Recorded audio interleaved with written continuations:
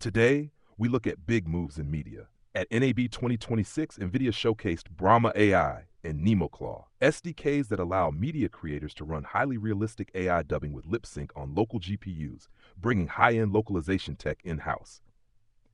In regulation, the EU is pushing Google to allow third-party AI assistants and translation services deep access to Android, including custom wake words.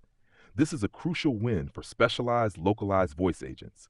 Finally, a new Slater report confirms that despite visual fluency, LLM hallucinations still haunt 33 to 60% of translations in certain language pairs. Welcome to locanuku.com, localization news you can use. For decades, when we talked about localization, we were talking about converting words, taking a French menu and making it English, or taking a Japanese website and making it Spanish. But looking at the landscape today, that era is definitively over. We are entering a phase where we're no longer just localizing words, we are localizing actions. And this completely reframes the relationship we have with our devices. We're seeing a massive intersection right now between artificial intelligence, global policy, and the fundamental human need to be understood. The catalyst driving this is a fundamental evolution in software. The transition from AI as a conversational chatbot that you just talked to AI as an active participant that actually does things on your behalf. This is what the industry is calling agentic AI. There is a perfect example of this today from Gen, the parent company of cybersecurity brands like Norton and Avast. They just announced a major partnership with Elon Musk's xAI to integrate those Grok Frontier models into their Norton Neo AI browser. But what really jumps out here is that they aren't just giving you a smarter search bar, they're launching what they call an agent trust hub. They are actively referring to these AI models as digital workers. These programs are designed to go out onto the web, navigate sites, and actually take real-world actions for you.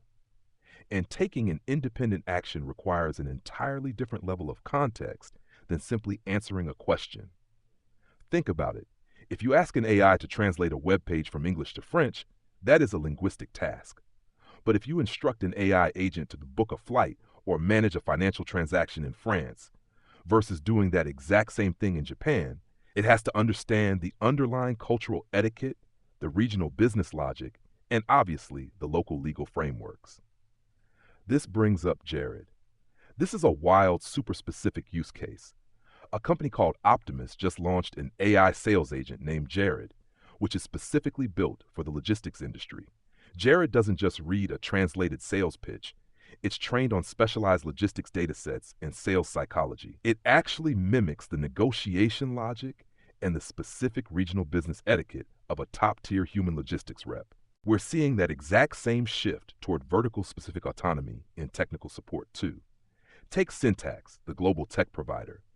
They just launched this AI-first managed service specifically for really complex SAP software environments. So instead of relying on a massive multi-country human support team, they're deploying these multilingual AI agents to actively triage and resolve enterprise-level technical issues. And it works. They are citing a 96% accuracy rate across multiple languages. They are essentially replacing global help desks with automated, localized agents that actually understand the specific technical dialect of the systems they're fixing. Instead of just handing an AI a phrasebook, we're basically creating autonomous digital expats. But wait, if I send a digital worker out onto the web to negotiate a contract or fix a server, and it goes rogue or breaks a local law, what happens? That is the exact crisis the cybersecurity world is scrambling to solve today. A new research report from Ping Identity warns of a looming non-human identity crisis. To understand why, you have to look at the mechanics of how these agents operate. Traditionally, human authorization is simple. You log in, you get permission, you log out. But these AI agents are continuous. They're constantly operating. Researchers are finding that they are combining legitimate permissions in totally untraceable ways. For example, an agent might take a read-only permission from one app, combine it with a write permission from another app, and suddenly it's executing tasks it was never explicitly authorized to do. It creates a massive governance gap. This means localization is no longer just a linguistic check. It's the process of building behavioral boundaries. It's making sure your digital worker automatically adheres to local data residency laws like GDPR in Europe without you having to code those rules from scratch every single time. The burden has shifted entirely from the linguistic output to the operational boundaries of the AI itself. But there is a physical limit to these digital expats. You cannot run a complex, continuous, culturally aware AI agent on a standard cloud server without running into massive latency issues. If your AI takes 3 seconds to query a server in California before it knows how to respond to a user in Tokyo, the illusion of autonomy breaks. This is forcing hardware companies to completely redesign their physical architecture. We are literally seeing localization get hardwired into the silicon. Look at what happened at Auto China 2026. The automaker Exeed unveiled their iMoga architecture, branded as global intelligence.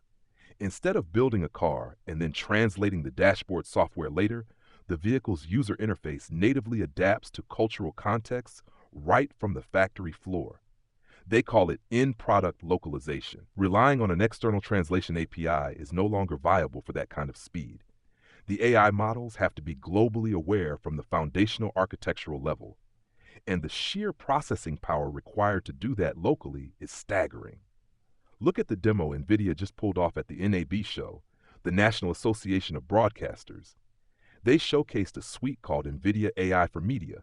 They had a character on screen lip-syncing perfectly to dialogue in 8 different languages in real time. They're using a specialized model called Brahma AI for the lip sync itself and another one called NemoClaw to enforce privacy compliance. But the absolute kicker is the infrastructure. They aren't doing this in the cloud. It's running on local compute, on the machine's local GPUs, to avoid massive cloud costs. AMD is moving in the exact same direction. They've scheduled their major Advancing AI 2026 event for July, and the entire focus of that roadmap is edge localization. The concept of the edge just means the processing happens directly on your device, your phone, your laptop, your car, bypassing the cloud entirely. That completely eliminates the latency problem, and it solves the privacy nightmare for enterprise clients who are legally forbidden from sending sensitive customer data to external servers just to be translated. This is trickling up to the everyday software layer too. Analyzer, a major global survey platform, just embedded AI translation directly into the design phase of their software. You build a survey, you click one button, and the whole thing adapts to whatever region you need. But because of the risks we just talked about, they actually had to build in an organization-level kill switch for administrators to force strict human oversight if things go off the rails. On the enterprise side, XTM International, who builds translation management systems, or TMS platforms that orchestrate these massive multilingual workflows, just brought on a new CMO, Nikki Soteropoulou, and a VP of engineering, Sean Mooney, to completely reconstruct their architecture around AI-first enterprise automation. It's a huge shift.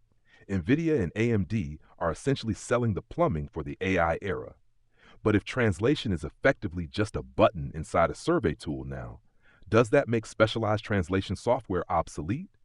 Well, it definitely changes who holds the power. The end user of localization technology is no longer a specialized project manager. Today, it's a marketer, a researcher, or a product developer who just expects that button to work perfectly. But that ease of use masks a terrifying vulnerability regarding quality control. It's an incredible technical feat that a local GPU can instantly lip sync a video in 8 languages. But that feat is completely useless if the AI is confidently saying the wrong thing. These AI models are incredibly confident, even when they are totally lost. Slater just published a report on the state of AI translation in 2026, and the data is pretty alarming. Even with the most advanced models available, they specifically reference GPT 5.5, researchers are seeing a 33 to 60% hallucination rate in what they call low-resource language pairs.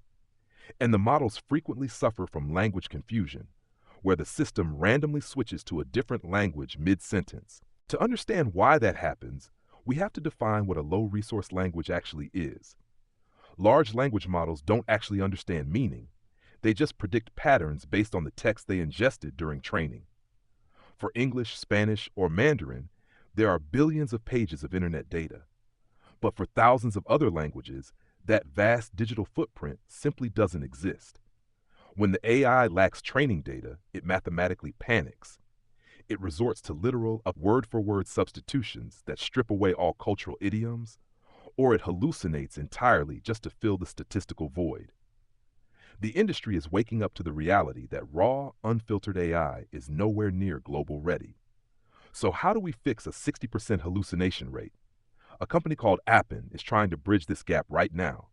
They just launched a managed service called Multilingual LLM as a judge. Their goal is to close the massive 24.3% performance gap that exists between high and low resource languages. They are essentially using one AI to evaluate the outputs of another AI. Now you might be thinking, if the foundational AI is hallucinating 60% of the time, aren't we basically asking the liar to verify the lie? If they were just asking a raw, unprompted LLM to guess whether a translation was accurate, yes. But Appen isn't letting the AI evaluate freely. They are forcing the model to follow highly specific, rubric-based evaluation criteria, checking independently for factual accuracy, tone, and cultural safety. More importantly, those rubrics are grounded in local specific data sets curated by actual human experts. This is why the industry is pivoting so heavily toward expert-in-the-loop models, or EITL. You need humans to set the baseline truth, and building that baseline truth requires massive foundational human effort. There's a perfect example of this from South Africa. The Pan-South African Language Board, known as Pan-SALB, just handed over a newly revised version of the Isaac Sosa Bible. They collaborated with the Bible Society to update the text to comply with modern spelling and orthography rules. This might initially sound like a purely historical update, but standardizing the orthography, which is simply the official rule book for how a language is spelled, punctuated, and formatted, is vital infrastructure for machine learning. The Bible is one of the most widely read and translated documents in African language literature. If the foundational texts of a language have inconsistent spelling, the AI ingests junk data and produces junk output. Human curation of these baseline texts is literally the only way to mathematically prevent those hallucination rates. Getting the language right isn't just an academic exercise. When you look at fields like healthcare and accessibility, it is quite literally a matter of survival and human connection. Let's look at a fascinating study published on April 21st by researchers at University College London and the University of Roehampton. They ran tests using 11 Labs voice cloning software to see how human listeners process synthetic speech. The results completely upend how we think about synthetic media. They found that cloned AI voices are actually 13.4% more intelligible than real human speech in noisy environments. And even though they were clearer, listeners could still distinguish the AI voice from the human voice 70% of the time. But here is the craziest part. The cloned voices actually exhibited more pronounced regional accents than the human originals. Wait, a robot clone is clearer than a real voice and it sounds more accented? It feels counterintuitive until you look at how the audio processing works. Acoustic clarity doesn't mean neutrality. When an AI clones a voice, it mathematically maps the phonetic markers, the way you pronounce vowels or stretch consonants, but it strips out all the inefficient acoustic noise humans naturally make, like breathiness or micro-stutters. By cleaning up the signal and removing the noise, the underlying phonetic markers of your accent are amplified. It becomes a hyper-distilled version of your accent. The applications for this are incredible. Voice restoration for patients who have lost the ability to speak, or integrating it directly into hearing aids. But of course, they also strongly warn about the ethical risks of fraud, impersonation, and deepfakes. While the underlying technology is fascinating, what's actually driving the adoption of localized health technologies in 2026 is regulatory compliance. Look at what Global Language Solutions did. They integrated their on-demand interpreting services directly into in-house Video Health, a major enterprise video conferencing platform. It's now a simple, one-click telehealth integration for a healthcare provider to instantly add a medically qualified interpreter to a video call. The reason this is happening right now is because of the sweeping health equity laws signed earlier this year. mandating improved access for patients with limited English proficiency, as well as deaf and hard of hearing patients. We see that mirrored in the latest edition of the Access Information News newsletter, volume 1064, which highlights how inclusive design and mandatory accessibility are becoming non-negotiable requirements in multilingual workflows. You cannot deploy a global platform today without proving it is accessible. Failing to bridge that gap has massive economic consequences. A new study by BioIntellect and the University of Amsterdam analyzed Australia's medical sector. Australia is a global powerhouse in early-stage vaccine discovery, but they have a massive translation gap. They consistently fail to translate that early-stage research into locally sponsored clinical trials and market-ready outcomes. The bottleneck isn't the science. The failure is systemic. Launching a clinical trial requires highly localized patient materials, regulatory filings, and culturally adapted medical protocols. Because they lack that pipeline, they are missing out on a massive, untapped market for life sciences localization. This deeply human element, our physical health, our voices, our jobs, is exactly why governments are treating language technology as critical geopolitical infrastructure. The geopolitical moves happening right now are massive. The European Commission just issued preliminary findings under their Digital Markets Act targeting Google's Android ecosystem. They are pushing to force Google to allow third-party AI services to use custom wake words. Right now, you're locked into saying, "Hey Google." They want users to be able to wake up highly specialized, localized AI assistants built by third-party developers. It's like forcing Apple to use USB-C, but for language. Language is the primary interface for human psychology. Controlling the wake word means controlling the gateway to the ecosystem. By breaking that monopoly, developers can build specialized AI assistants tuned specifically for minority languages. We're seeing massive infrastructure moves in emerging markets too. Wild Mango, an AI company based in Kenya, just secured a historic partnership to become the first SMB partner for OpenAI in Africa. Their mission is to localize massive AI models for African languages and business contexts. And in Egypt, the Minister of Industry, Khaled Hashem, just held high-level meetings with the Savola Group to push for the localization of food manufacturing. Reshoring those physical supply chains instantly drives massive demand for industrial Arabic translation, specifically Egyptian dialects for safety manuals. But all of this physical and digital infrastructure requires human talent to build and maintain it. And right now, the global talent pipeline is under serious stress. In Canada, the language education sector is fighting for its life. The highly restrictive immigration policies passed back in 2025 severely damaged international student pathways. So Languages Canada is pivoting hard to a new joint pathway program to save this multi-billion-dollar sector. That matters globally because these international education programs are a vital pipeline for the world's translation talent pool. You can deploy all the GPU power in the world, but if national immigration policies cut off the pipeline of multilingual human talent, the localization engine stalls. Contrast that stress with how top companies are managing their existing talent. Lionbridge just won a Cigna Healthcare Gold-level Healthy Workforce designation, specifically for workforce vitality. This is huge right now. Underlying research shows that only about 20% of U.S. adults report experiencing high vitality. Maintaining a healthy, engaged human workforce is rapidly becoming a major competitive advantage in an industry dominated by AI automation. Algorithms process data, but humans provide the passion. And we see this passion at the grassroots level every day. Despite billions pouring into automated AI, passionate fan communities are still driving global reach entirely on their own. An indie game called Sheltier, an apocalyptic tale, just added full Russian localization, driven entirely by a dedicated fan translator. Another app, English Boost, just added Vietnamese in patch 1.65 to tap into the Southeast Asian market. Human passion is still bridging the gaps that algorithms ignore. Before we get into the final takeaways, just a reminder that you can find more practical insights like this at locanuku.com. Let's look at the journey we've just been on. We started with digital logistics workers taking autonomous actions. We looked at local GPUs lip-syncing video in real time. the Pansalb standardizing isoxosa orthography to feed better data to LLMs, and one-click telehealth interpreters driven by new equity laws.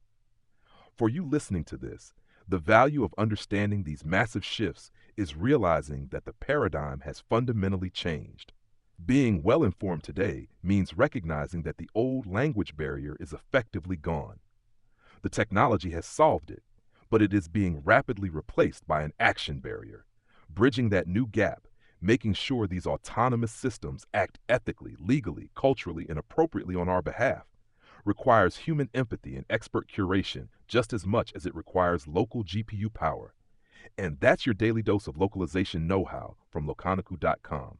I want to leave you with this final unscripted thought to mull over.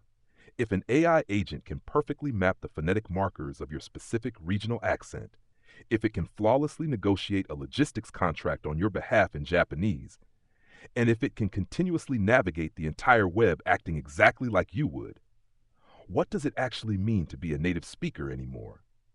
Is fluency just a software update? Thank you so much for joining us. We will catch you next time.